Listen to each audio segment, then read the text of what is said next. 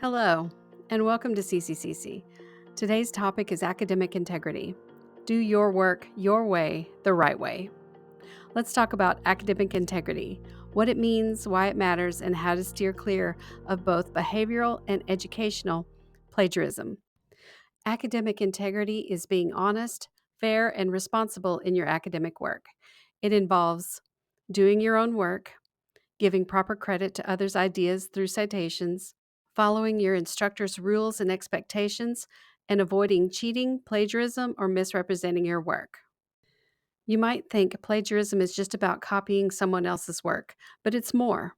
CCCC's student handbook says plagiarism includes representing others' works, papers, tests, assignments, projects, etc., in any form, print, electronic, web, etc., as your own, not giving credit to work created or composed by another author, or submitting a purchase paper, project, or presentation as your own original work.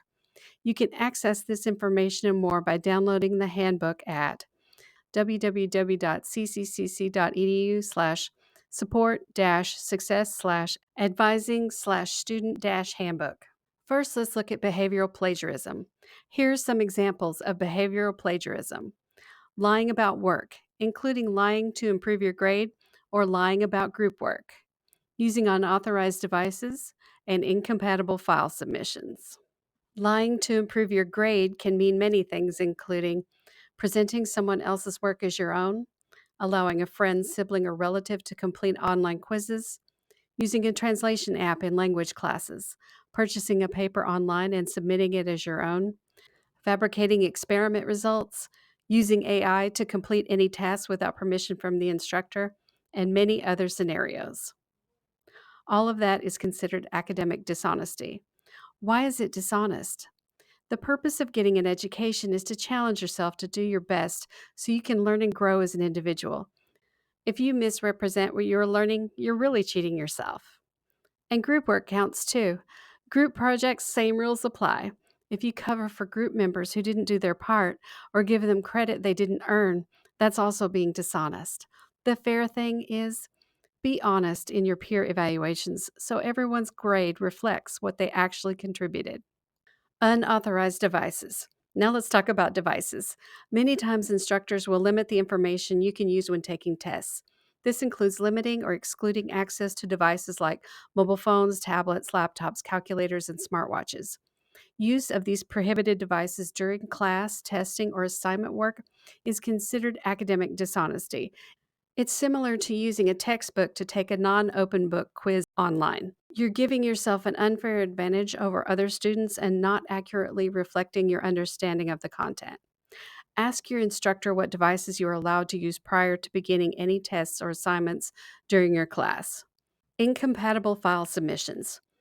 Purposefully submitting files which are corrupted or in an incompatible file format is considered a form of academic dishonesty because instructors know it could be a play for time.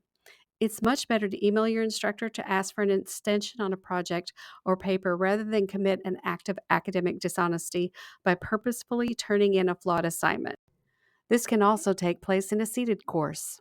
Telling an instructor you've turned something in when you haven't, turning in a title page and accusing the teacher of having lost the rest of your work, etc., all fall under the category of academic dishonesty. Watch out.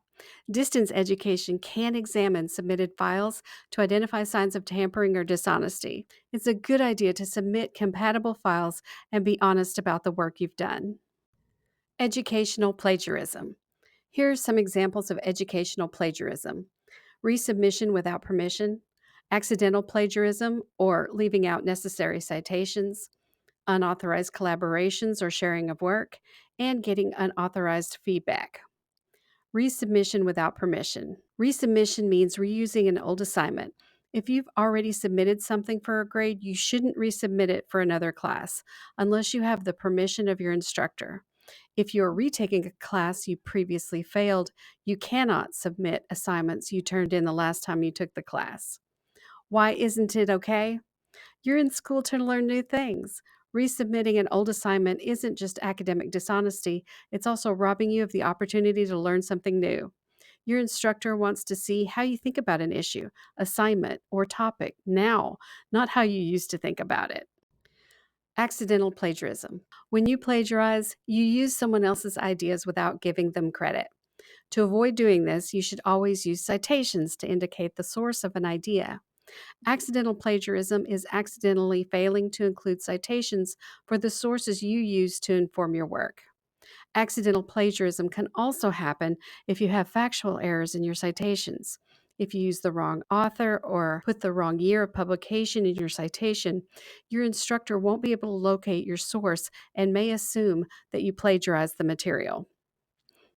Accidental plagiarism often happens when you paraphrase or put someone else's ideas in your own words.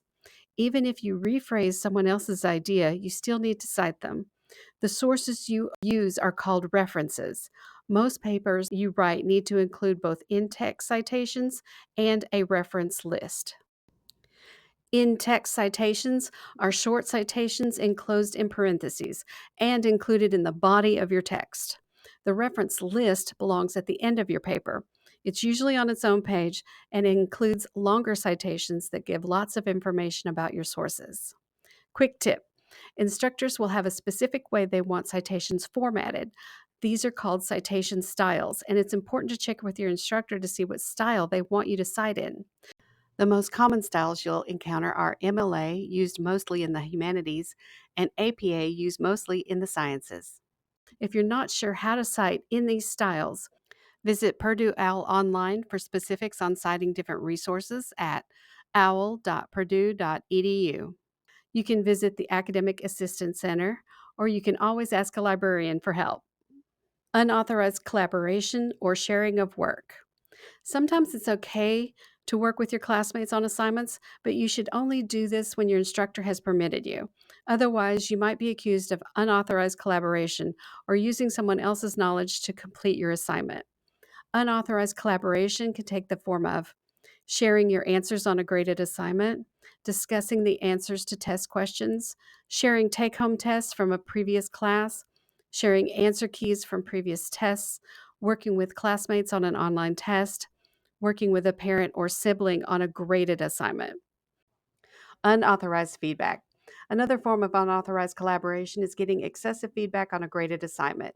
This can happen if you give your paper to a friend to read and they rewrite it for you, or your parents want to correct errors in your paper before you turn it in. It's important that the work you represent as yours is 100% your own. Otherwise, you may be accused of academic misconduct. If you're unsure of whether getting help is okay, check with your instructor to make sure. And watch out. Sometimes you might have a friend or a sibling that has taken one of your classes before. They might offer to let you look at their old assignments or tests. They might think they're helping you, but if you accept this help, you may be accused of academic misconduct by your instructor. Trust your intelligence and do your own work. You're paying to get an education, so make sure you learn as much as you can while you're here. The stakes are high. Committing academic dishonesty can result in any or all of the following: receiving a 0 grade, receiving an F in that course, or being suspended or expelled from college. More importantly, it means you miss out on the education you're here for. When in doubt, ask. Ask your instructor if you can use technology on an assignment or quiz. Ask how to evaluate classmates on group work. Ask what document format they prefer work to be submitted in.